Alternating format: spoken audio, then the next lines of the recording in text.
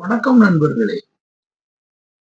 மற்றுமொரு திருக்குறள் சொற்பொழிவிலே உங்களை எல்லாம் சந்திப்பதிலே மிக்க மகிழ்ச்சி அடைகிறேன்.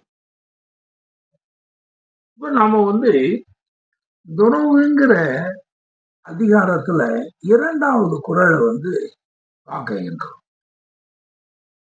2வது குறள் என்னன்னா, வேண்டின் உண்டாக துறக்க. துறந்தபின் ஈண்டு இயற்பால பல.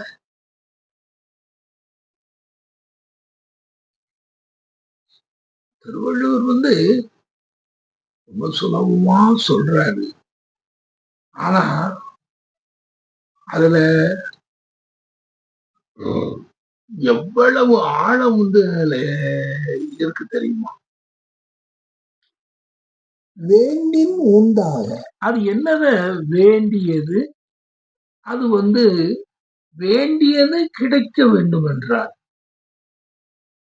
வேண்டின் நீங்க வேண்டியது, நீங்கள் வேண்டியது உங்களுக்கு வேண்டும் என்றார். இதுல வேண்டியதுங்கிறது துறவு அப்படிங்கிறதுனால அந்த எல்லாம் அந்த எல்லாவற்றையும் துறந்த அந்த ஒரு நிலைதான் இதுல வேண்டிய. வேண்டின் அது உங்களுக்கு வேணும் அப்படின்னா அந்த மாதிரி அந்த எல்லாம் துறந்த ஒரு மனது நமக்கு வேண்டும்னா அதை வேணுங்கும் போது நீங்க துறந்து விடுங்கள் அப்படிங்க. வேண்டின் உண்டாக துறக்க. துறந்தபின் ஈண்டு இயற்பால பல.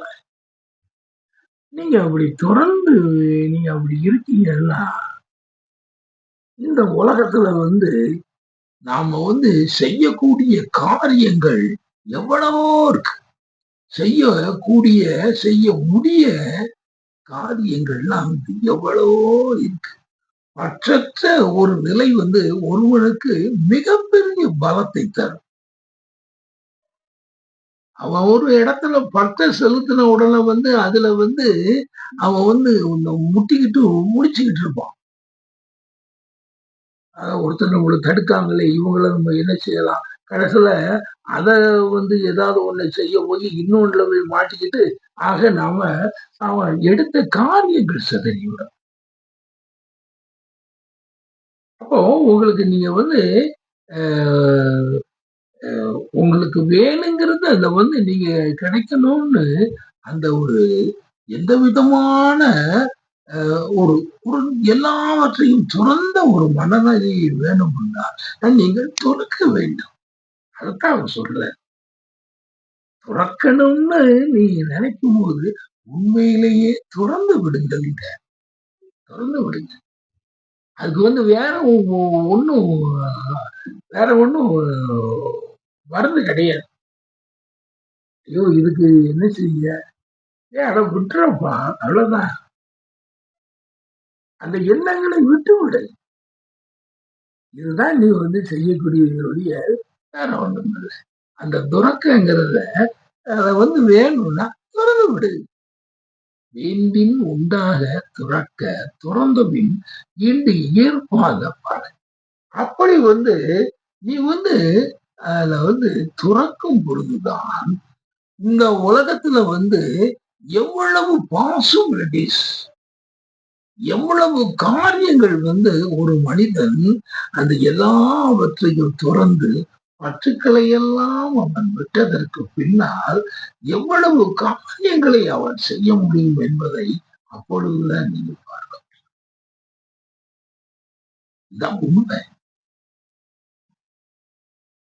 இத எல்லாரும் நாம நாம ஒவ்வொரு பேரும் இந்த ஒரு துறவரம் அப்படிங்கிறது எங்கேயோ போய் எங்கேயோ மடாலயத்துல சேர்றதோ அல்லது ஒரு மொனாஸ்டரியில சேர்றதோ இல்லைன்னா வேற எங்கேயோ ஒரு இதுதோ சேர்றது. நீங்க உங்களுக்கு அது வேண்டாம், துறக்கணும் அப்படின்னு சொன்னா அதை நீங்க உடனே நீங்க துறந்து நீங்க இருங்க. அத தொறக்க ஆரம்பிங்க. எல்லாமே பாசிபிள். அப்படி துறந்த பின் இன்று இயல்பாக இயலக்கூடிய காரியங்கள் பல அப்படின்னு சொல்லி ரொம்ப சுலபமா சொல்றார். இவ்வளவு அது அந்த மனநிலை வரும் பொழுது எல்லாம் சொல்லலாம். மற்றபடி அதுக்கு அந்த துறக்கக்கூடிய அந்த மனம் கண்டிப்பாக வேணும். அந்த துறவரத்துல எல்லாவற்றையும் நம்ம திறந்து விட வேண்டும்.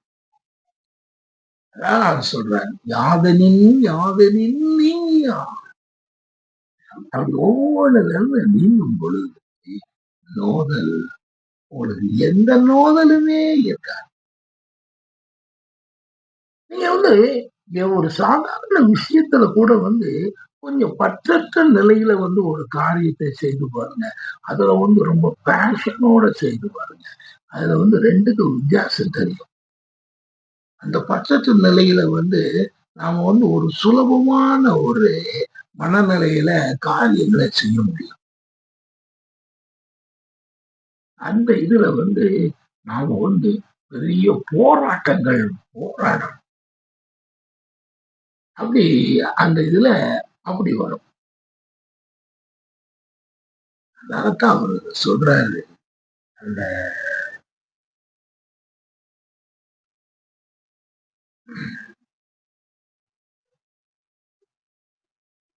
அந்த வேண்டியது உண்டாக வேண்டும் என்றால் தொடர்ந்து விடுங்க.